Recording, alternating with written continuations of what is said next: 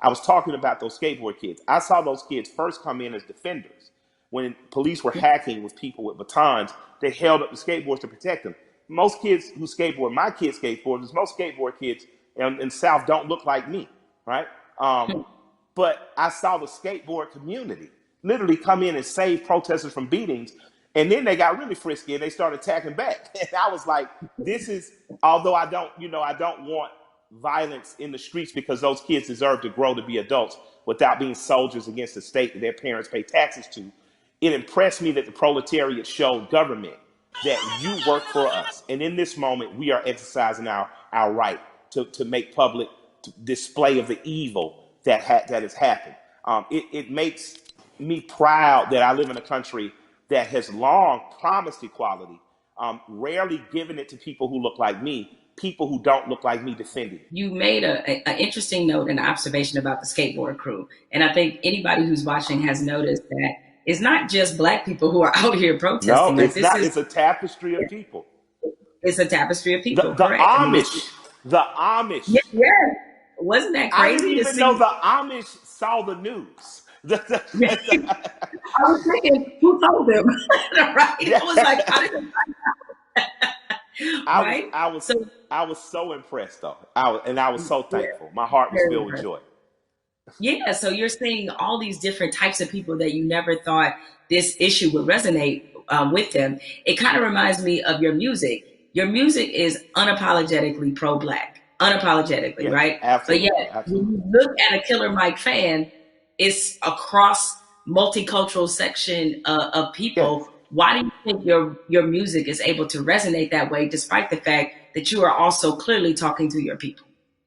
Yeah, I'm proud to be me. I like me. I like Black people. I'm not making no excuses. I'm not making no apologies coming in the door.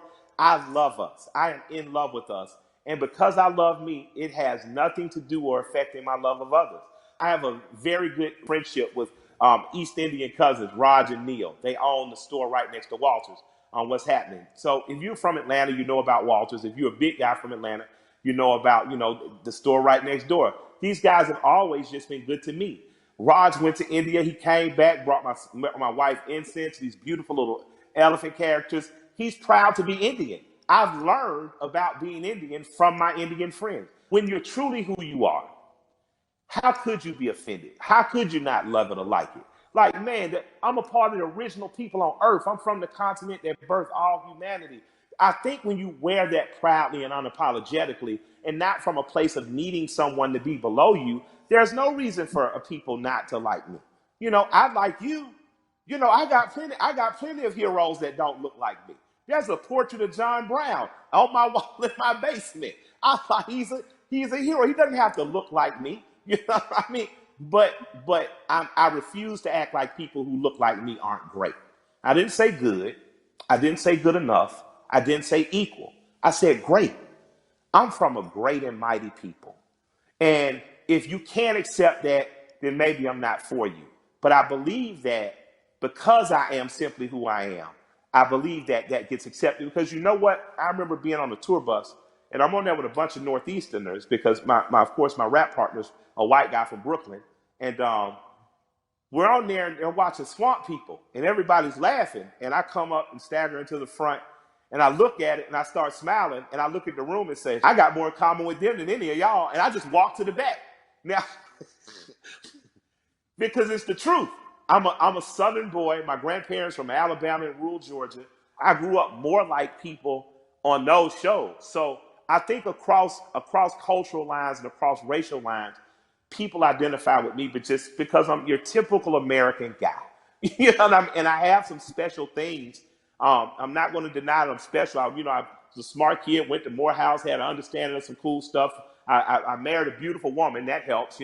But I think that ultimately what resonates with people is that I'm a regular guy. One of my best friends in the world is a white guy from Brooklyn. So I think that people understand that I have the ability not to look past your race or ethnicity, not to look past who you are culturally, but to look at it and love it and learn from it without wanting to co-opt it or be it. What you're talking about in a very succinct and robust way is really allyship. And that's been a Absolutely. word Yeah, you have a lot of, it sounds like you have a lot of really great allies that are in your life. Now in this moment, I've gotten the question constantly. I assume you have too about how to be an ally. You know, what do I have to do? Right. I've had so many conversations with white people, like really good friends of mine in the last Yeah. 2 weeks where all right, guys, I appreciate your enthusiasm, but Yeah, but hold on. hold on a second, just relax. Absolutely. I, But that, nevertheless, that being said, is that, you know, what would you say to somebody who wants to not only be an ally but be a good ally? you want to be a good ally in this moment, white corporation, white person with the means, that's a worthy allyship. On a ground level, if you're just working hard every week, you don't know what to do, you're an electrician, you're a plumber, grab one young man who doesn't look like you, a young woman, and teach them that trade. That's allyship.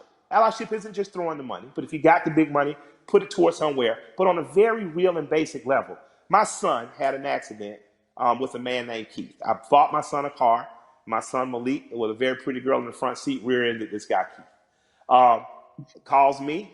I pull up to Keith and the police officer. I say if he'll allow me to handle this privately, I just don't want to call my insurance company because, you know, I had just got in an accident. I drive fast. My son, Keith, in good faith, gave me the opportunity to do that. And me and this man became friends. You know, I'm literally friends with this white man who told me about Atlanta pre-white flight and desegregation, who's taught me about fatherhood and the importance of presence in your child's life. That doesn't happen if we're not open for it to happen. So an allyship with white people doesn't have to be an organization of saving the world. But you do have to do what me and Keith did. You do have to, on blind faith, trust someone who doesn't look like you and allow that person to educate you. So an allyship is not just calling your black friend saying what I do. It's going to black organizations that might be local and saying, what am I do? It's calling your friend and saying, what's the next thing you're doing? And I want to be an extra set of hands. Doesn't mean you get to go to the black people meeting, but it does mean if they say, I'm going to feed people on Skid Row, you show up. And you show up with empathy and care and you do it. And I'm going to tell you, we need doctors in that space. We need lawyers in that space. We need legislators in that space. You know, we need the people who are really empowered to be in that space because there's some things that need to happen on ground level that once the grassroots people have gotten it here, there needs to be money put behind these things. A lot of the problems that we have now that are erupting could have been solved in 96, 2006, 2016, and all these other years, but we chose not to because we trusted the right thing's going to happen. Right thing's not going to happen unless we make it. And after that, you have the potential to truly be brothers and sisters. You have the potential to be past the letting cultural, national, religious markers evict the fact that I know that I'm talking and I'm with a human being. And at our very core, past any physical difference, my job is to honor the soul of that other human being. So there's no need to have allies because I'm not at war. I truly have a brother and sister. There's no need to have an ally because there's no threat of war. I refuse to send any 18-year-old boy or girl off to die. And that has to be something that's much, much deeper than policy, much, much deeper than the human condition in the last 500 years. We have to get back to that. So that's my humble opinion. I don't know, where that takes white America, but I hope we stay standing up, fighting together. You know, Mike, we've been having this great conversation, and a lot of people watching, they probably want to know, because again, these things happen in flashes where 1 minute we're talking about this, everybody's fired up, everybody's willing to do things, and then the next minute, the momentum dies. So how can the people who are watching now, how can they keep this conversation, this action, this momentum going? Take this conversation, get 8 to 10 people around you, your neighbors and people who live within 10 square miles, and start to see what you can do to affect. And then connect with other people that may be in closer proximity, 30, 40, 50 miles, even another city or places that are doing it right, that are doing it right in other places. Connect with those people and just if all of us do a little bit, no one has to do a lot. If all of us do a little, if all of us pick a little to do, no one will have to do a lot. That's a word right there. If we all do a little bit, nobody has to do a lot. Has to do a lot, absolutely. Nobody has to do a lot. Mike, I have enjoyed this conversation like I enjoy every conversation with you. I can certainly talk to you. Yes, it is mutual. The mutual respect and love of society right here. Thank you. And more importantly, thank you for everything you do on the ground. I mean, so many people, I knew that you tell the truth the way it needs to be told. But a lot of people during this time of crisis have been exposed to you and understand that, I mean, you really are for the people. This is I called am, We the People. absolutely. This is you all day long. So thank you for all the work and all the inspiration, all the words, everything that you're adding to this conversation, and more importantly to this action. With that said, we have to say goodbye, but we don't have to get out of here just yet, because I'm gonna toss this on to my brother Okay. Van Jules, who can take it from here.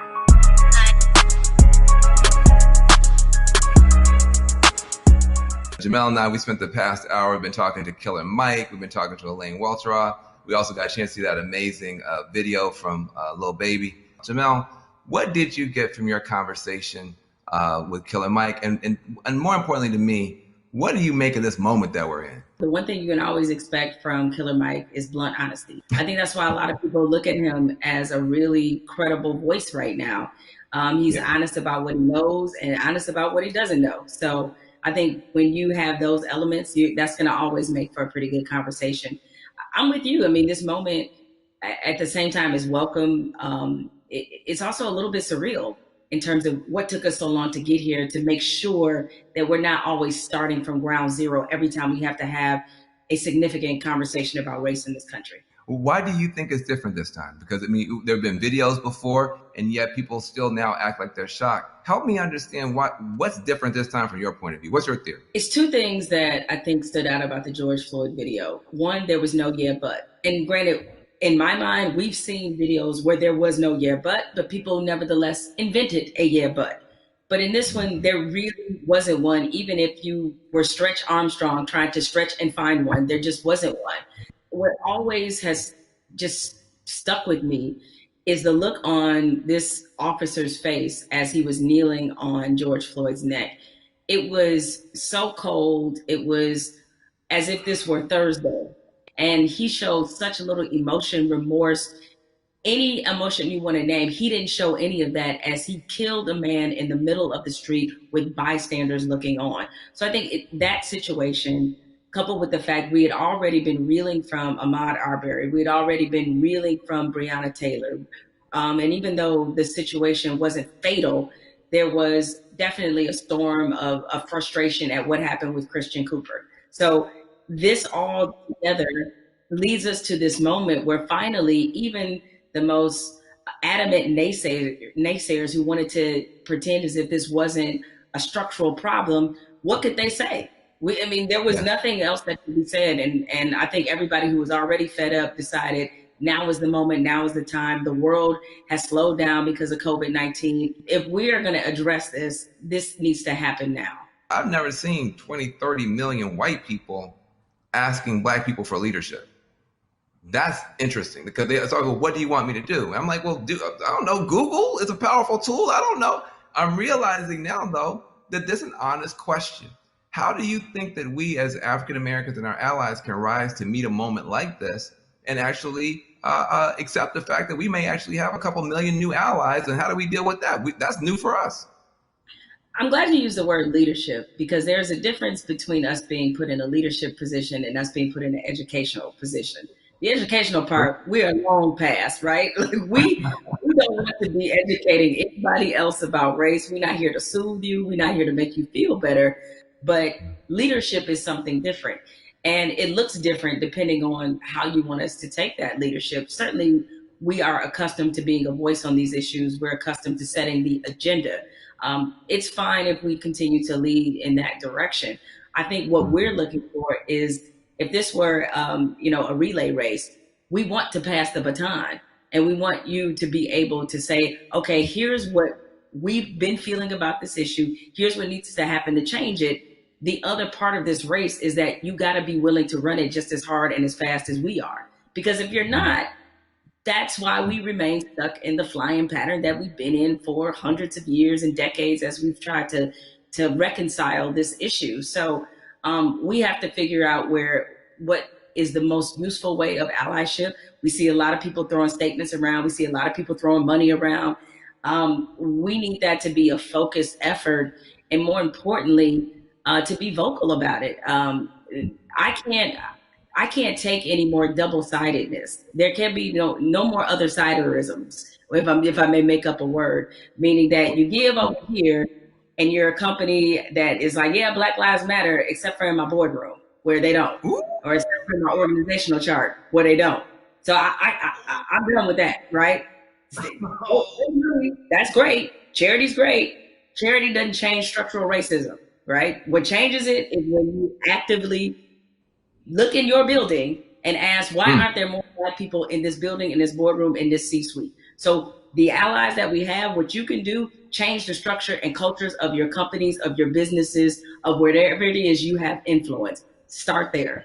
The thing I try to tell people is, it puts us in a no-win situation. I want our white sisters and brothers to be better educated and to care more, but I don't want to have to bear the burden of trying to teach and educate all the time. The reason you pay tuition is because it's costly to educate someone.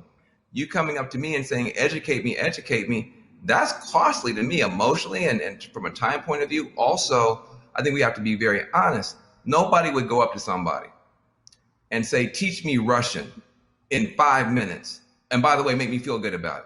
Right? I mean, you wait, hold on a second. Like, you want me to teach you about racism, which is the history of race in America is just as complicated as Russian. And you want me to teach you that in 5 minutes. And also, if I make you feel bad about it in any way, now I got to be your therapist too. And like you said, soothe you or whatever. That's got to stop. I would love for somebody to come to me and say, I made my whole family watch the 13th and read The New Jim Crow and read White Fragility. And we had a question on page 52. Now, hey, we can have that conversation all day long because you're doing your homework, but don't flop on me like you never heard of Google. If you wanted to know about cryptocurrencies or whatever, you find that stuff out before any Black person ever heard of it. So I'm sure you can educate yourself about anything you want to know. I have to say something to you because I've never gotten a chance to talk to you. I feel like I know you because I'm such a big, mad, crazy Stan and fan. But I love you to death. I just am so proud of you. I'm saying proud of you almost as Patrick. I am so proud that you exist. Where do you find the strength to continue to do what you're doing and say what you're saying, even in the face of opposition, to the point where now the whole world has to listen to you? Where did you find the strength when they weren't listening? I guess maybe this is just part of the Black woman's condition, is that we don't know any other way. And most of us, I come from a line of Black women who were just like this. My mother's like this. My grandmother was like this, where it's the old phrase we've all used as Black people, making a way out of no way. And scream until they hear you. You know what I'm saying? Is that because the opposite, to do the opposite of that is what? Is that I can't even afford to do that. I don't know any other mode but to fight for what's right, but to try to stand on the right side of history, but to speak for people who don't have a voice or a platform as large as mine, because somebody did it for me. What advice do you have for people who want to have these conversations, maybe not as well spoken, not as well read as you might be, but who really are sincere and want to have a conversation? I think you have to start from a point of honesty and being real about what some of your beliefs, prejudice, biases are, where they come from, why you learned them. I think if you take anything else beyond race, as we get older, we do a whole lot of unlearning. Young folks, when you get to like your 30s, you do a whole lot of that, right? But my advice is to always start from the point of truth and honesty and self-awareness. And you'd be surprised what you can get accomplished just by digging into those things. I mean, if you come from a racist background, or if you come from where race was talking about a certain way, be honest about what those conversations were and what they taught you. And ask yourself, is this the kind of person that you really want to be? Yeah, I feel like there's a 21st century mindset and a 21st century skill set that, everybody's going to need a mindset of empathy. I mean, we're going to be dealing with people, every color, flavor, every kind of human being ever born. We all have to deal with each other now because of the internet, because of just the world economy. You're going to be competing against people in China and Nigeria. That's just the world. So you have to have a mindset of empathy to really try to understand where people are coming from. You have to have a skill set of listening. If you understand this conversation, you can talk to Black folk and brown folk and Muslims, everybody else. So we're trying to confer a benefit to you. We're trying to make you better. It'll make my life better, but it'll make your life better too. Now, What charity are you supporting? Well, as some people can maybe see my T-shirt, it says "Support Black Journalists." Right, the lack of still Black journalists in most newsrooms is pretty appalling. What changed my life and what got me really on the right path in this business was being a member of the National Association of Black Journalists. NABJ is the largest minority journalism organization in the country. The development, the networking, job fair, internships, scholarships, what happens there has changed lives. You know, it changed a lot of people's careers. I mean, people like you, Van, and everybody you want to think of, Roland Martin, Soledad O'Brien. It's just a number of people, Michael Wilbon, that are a part of this organization and have been able to build legacies there. And so it's on us to, again, usher in this next generation of young journalists who, I get it right now, feeling really discouraged when they look at not just what a lot of newsrooms look like, a lot of networks look like, but, you know, also we're under the, under the shadow of a pandemic right now. So there's a lot of journalists who have lost their jobs. A lot of companies are downsizing. They need a reason to believe and to be in this business. And so NABJ has done so much for my career and continues to do that for others. So that's the charity that I support and the organization that has changed my life and that of many others. Well, listen, I second that, third that, and fourth that. NABJ is a beautiful organization. I've got groups I want to support as well. But what I want to say to you is just thank you for your light, for your leadership, for your courage, for your entrepreneurship, for your T-shirts and all that type of stuff. Make sure to support the sister businesses, and let's keep this conversation going. Much love to you. Thank you, Van. This is a pleasure.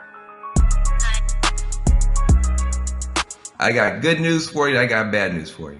The good news is that people are activating all around the world, all across the planet for change. That is a powerful moment. Here's the bad news. Unfortunately, this is not a one answer fixes everything situation.